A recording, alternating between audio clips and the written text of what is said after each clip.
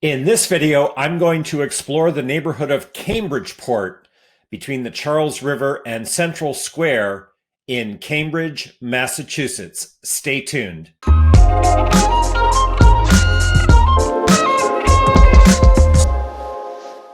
Hi, my name is Charles Cherney, and I'm going to explore with you today the neighborhood of Cambridgeport in Cambridge.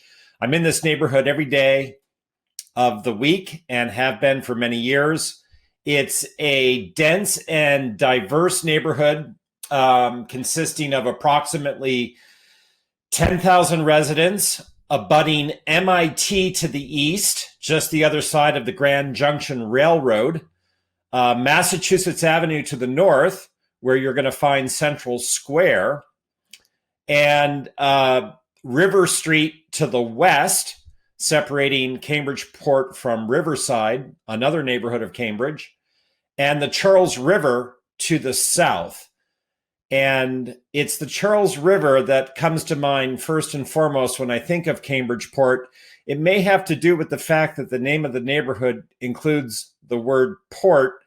And so when I think of Cambridgeport, I think of water and I think of the Charles River, which abuts the neighborhood and gives the neighborhood a real sense of identity. So on the Charles River, just the other side of Memorial Drive, first I think of the BU Bridge, which crosses over from Boston into Cambridge at the Cambridgeport neighborhood. And the BU Bridge offers a fantastic view of the Boston skyline, and it's breathtaking. No matter how many times I cross this bridge, it takes my breath away to see the skyline of Boston in the distance over the Charles River. And then you come down the BU Bridge and you land in Cambridgeport, and you're right there at Brookline Street heading into Central Square. So the BU Bridge is a big part of my sense of Cambridgeport, or arriving from Boston in Cambridgeport. On the river is the Magazine Beach. It's the second largest public park in Cambridge after Danehey Park in Neighborhood 9. And Magazine Beach is 17 acres. It's located between the BU Bridge and Pleasant Street. And in 2020, it received, they completed a $1.5 million renovation to make it even nicer. It features a building dating from 1818, the Powder Magazine. That's the oldest building in the Charles River Basin. It also features the Riverside Boat Club, which is a newcomer, dates from 1912. I attended a fundraiser for the Magazine Beach non-for-profit. You can see it online at magazinebeach.org. That was hosted here at this boat club. It was a beautiful evening, lovely setting, great working men's boat club. And many people know it from using it to row on the Charles River. There's also an outdoor Olympic-sized pool at Magazine Beach, the Veterans Memorial Pool. And there are playing fields and shade trees and picnic areas. It's just a really nice, functional outdoor space serving the residents of Cambridgeport and the city of Cambridge overall. And it's just a real treat that it's found here on the river's edge. Also down on Memorial Drive in Cambridgeport, you're going to find Trader Joe's and Micro Center, one of the few remaining computer stores. And I bought my printer here, and you can get help from a human. It's a very nice resource for the neighborhood and the city of Cambridge, and for that matter, Greater Boston. So there's a great deal happening down on the Charles River, and connecting the neighborhood to Central Square, which is the northern border, is River Street. That is the western boundary line of Cambridgeport. And right there at the top of River Street, near the Charles River, is Whole Foods, the Whole Foods River Street store.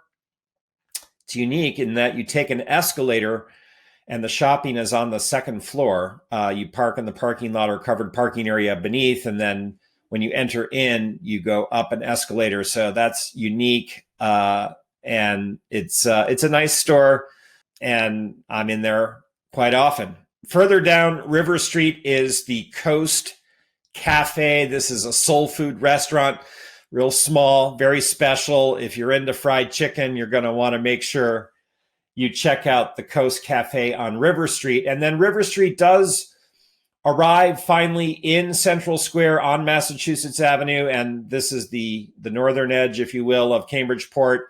So Cambridgeport is served by Central Square, by the Red Line T station found here, with service to Boston, by various shops and restaurants. There's also nightlife. Now, in COVID times, things are quieter. Of course, we'll see what emerges on the other side. But, Central Square is a hub, a nexus, and it's on the edge of the Cambridgeport neighborhood. And it serves it in this regard.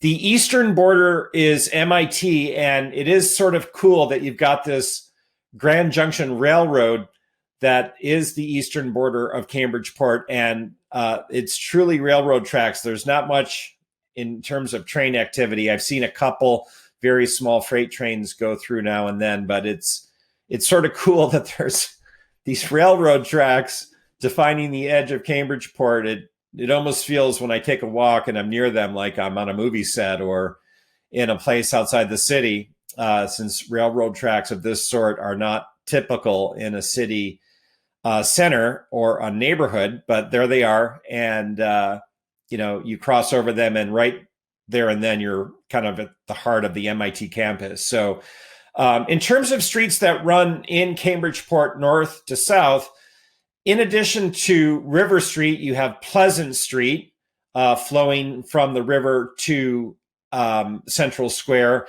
Moving in that same direction, you have Brookline Street and Waverly Street. As you go down Waverly from the river towards Central Square, you cross with Erie Street, one of the east to west streets.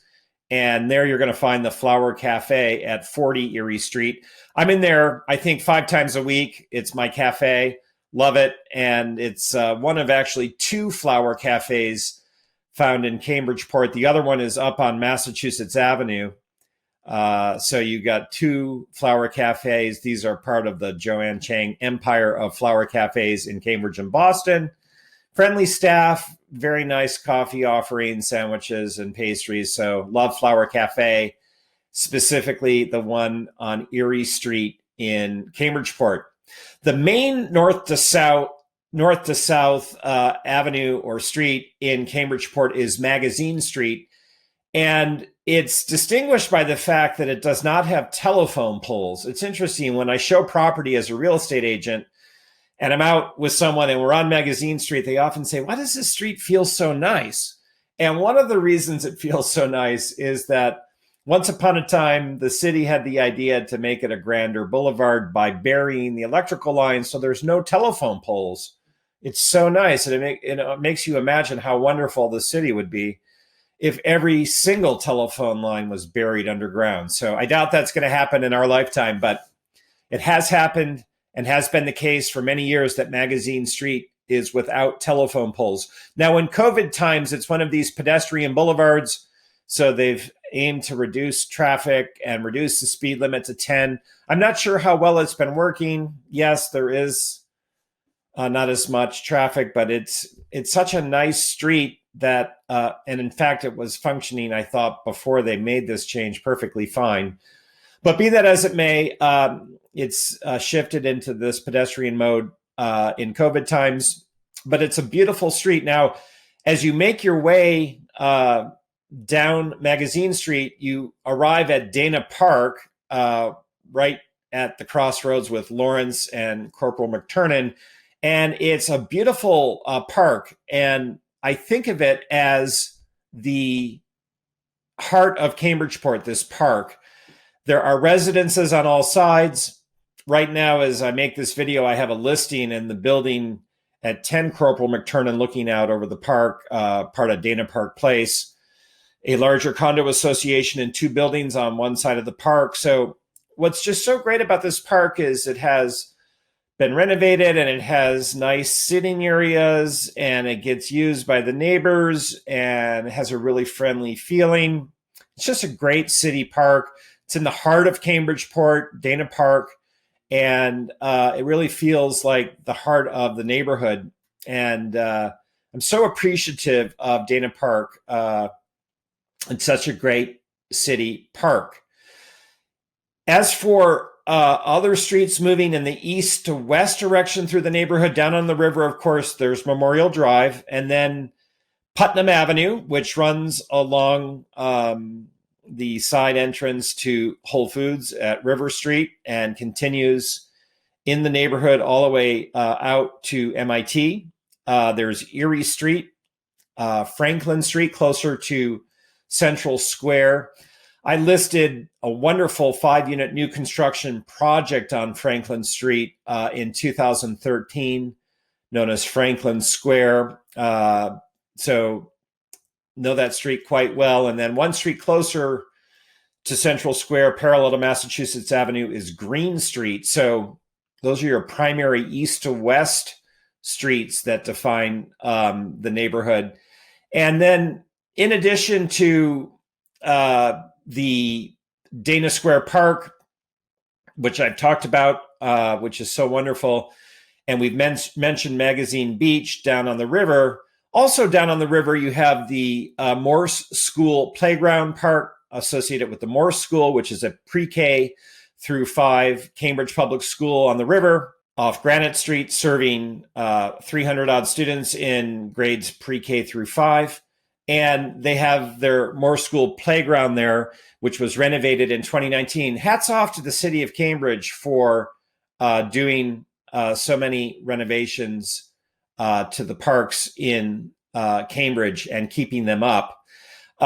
Let's see. So as you come off the Charles River on Brookline Street, the very first park right there is Hastings Square, which is a wonderful park. It almost feels more like you're in London, and it's part and parcel of the Hastings Square Historic District created in 1982 to celebrate and preserve the substantial Queen Anne style residences located in the Hastings Square Park immediate neighborhood, with substantial Queen Anne properties dating from 1869 to 1892 that are here and mostly well preserved. It's very rare that anything in this neighborhood comes up on the open market. And when something does, it usually goes quickly because it's such a treasured little park and neighborhood.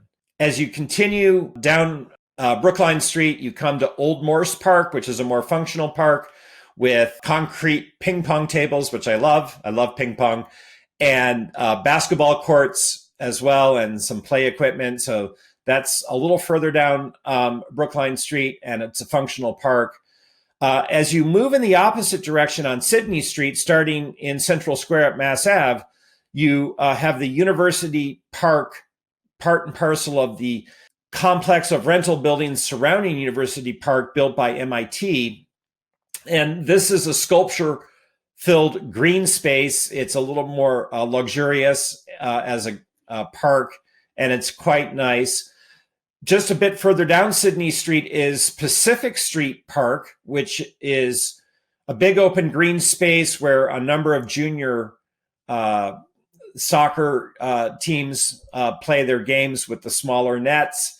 And next to it is the Tudor Street Dog Park, which gets a lot of use from neighbors with dogs, which is quite nice. And then even further down Sydney Street, closer to the Charles River, is the Fulmore Park, which was renovated a couple years ago and is a lovely park and gets a lot of use from the neighbors. There's some play areas and places to sit, and it's just such a great park. All these parks in Cambridgeport are wonderful, and the city does such a great job of maintaining them.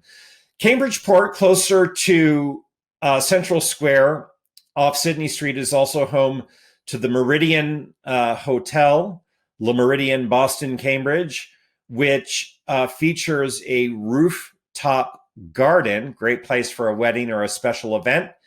And that hotel, as you might imagine, is popular with people who have reasons to visit to be at MIT. Since it's so close, you can walk from the hotel to the campus. Some other things to share with you about the Cambridgeport neighborhood. The Kennedy Biscuit Loft building is found on Franklin Street, And this building was built as a steam bakery back in 1875. And in 1891, at this bakery, the Fig Newton was invented. I haven't had a Fig Newton in ages, but I like them. Had them growing up, did not know it, end up living in Cambridge and in the neighborhood of Cambridgeport every day where the Fig Newton was born. So now the building has been converted to loft-style luxury rentals. And so this is just part of its past. I think the Lorna Doone was also invented at this bakery when it was a bakery. Also found in the neighborhood on Hamilton Street is the Good News Garage. And if you ever listen to the show Car Talk on NPR with Tom and Ray, Click and Clack, the Tappet brothers, as they were known. Tom, God rest his soul, passed away in 2014. Ray is still with us. In fact, I met Ray once on a real estate showing. That was a highlight for me. And so at any rate, they actually have an actual garage. It's still in existence. My mom gets her car serviced there every year. The Good News Garage on Hamilton Street is in Cambridgeport. And, this show is still in syndication on NPR. It ran for 30 plus years, beginning in 1987. Do I have that right? I think I do. So it's such a wonderful show. They're so full of life, laughter, and love it that the actual garage that informed most of their storytelling on the show is found in Cambridgeport. And right next to it is DeLeo's Auto Body, where over the years, I've always had all my body work done on my car. And in one case, I had to take my Vespa in there as well. And the DeLeo family next door is just wonderful. So that's part of Cambridgeport as well. In terms of real estate, as a top real estate agent, I've been involved in the last 20 plus years in many transactions involving buyers and sellers in the Cambridgeport neighborhood. And I thought I would just share 3 with you in recent years that I've done. So back in 2016, I listed and sold an attached townhome with 4 bedrooms on Pearl Street near the end of the street, closer to the Morse School. So an attached 4-bedroom, and it featured a wonderful private outdoor space. Well, it still does feature a wonderful private outdoor space.